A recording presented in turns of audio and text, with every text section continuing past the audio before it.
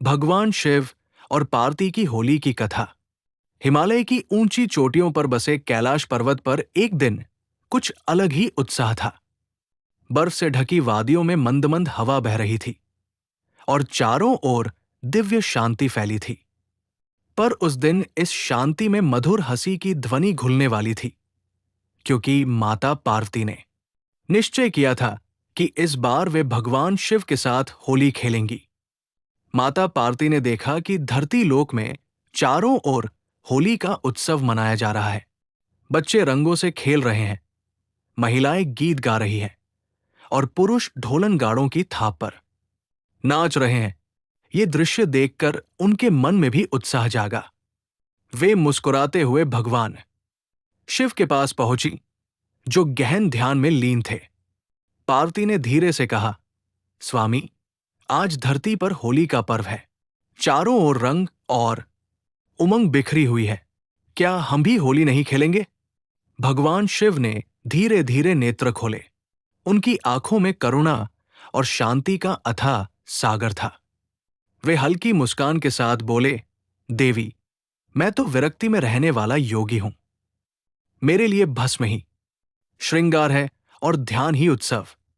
पार्वती ने हंसते हुए कहा, प्रभु, आपका वैराग्य अपने स्थान पर है, पर प्रेम और आनंद भी तो जीवन का रंग है। आज आप मेरे साथ होली खेलिए। ये केवल रंगों का खेल नहीं, हृदयों को जोड़ने का पर्व है। इतना सुनते ही वहां नंदी और गण भी उपस्थित हो गए। सबके चेहरे पर उत्सुकता थी। पार्वती ने पहले से ही प्राकृतिक रंगों की तैयारी कर रखी थी।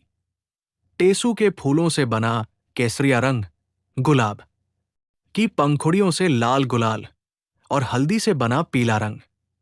पार्वती ने एक मुट्ठी गुलाल उठाया और धीरे से भगवान शिव के मुख पर लगा दिया। शिव पहले तो चकित हुए, फिर मंद मंद मुस्कुरा उठे। उनकी जटाओं से गंगा की धारा लहरा उठी, मानो वह भी इस उत्सव में शामिल हो गई हो।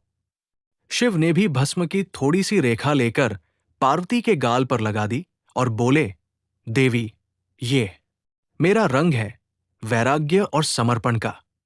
पार्वती ने हंसते हुए कहा, और ये मेरा रंग है, प्रेम और सृजन का। तभी समस्त कैलाश पर्वत पर आनंद की लहर दौड़ गई। गण नृत्य करने लगे, अप्सराएं गीत गाने लगी और देवता आकाश से पुष्प वर्षा करने लगे। वातावरण में ढोल और डमरू की ध्वनि गूंज उठी। स्वयं शिव ने डमरू बजाया, जिसकी ताल पर सृष्टि झूम उठी। कुछ ही क्षणों में पूरा कैलाश रंगों से सराबोर हो गया। सफेद बर्फ पर केसरिया, लाल और पीले रंग ऐसे चमक रहे थे मानो इंद्रधनुष धरती पर उतर आया हो। भगवान शिव का गंभीर स्वरूप भी आज बाल सुलभ आनंद में डूबा था। वे पार्वती के पीछे रंग लेकर दौड़ते और पार्वती हंसती हुई उनसे बचने का प्रयास करती। इस दिव्य होली का संदेश केवल उत्सव तक सीमित नहीं था। ये प्रेम और वैराग्य, शक्ति और शिव, प्रकृति और पुरुष के मिलन का प्रतीक था। शिव बिना शक्ति के अधूरे हैं और शक्ति बिना शिव के असंपूर्ण। रंगों का ये उत्सव इसी एकता का प्रतीक बन गया।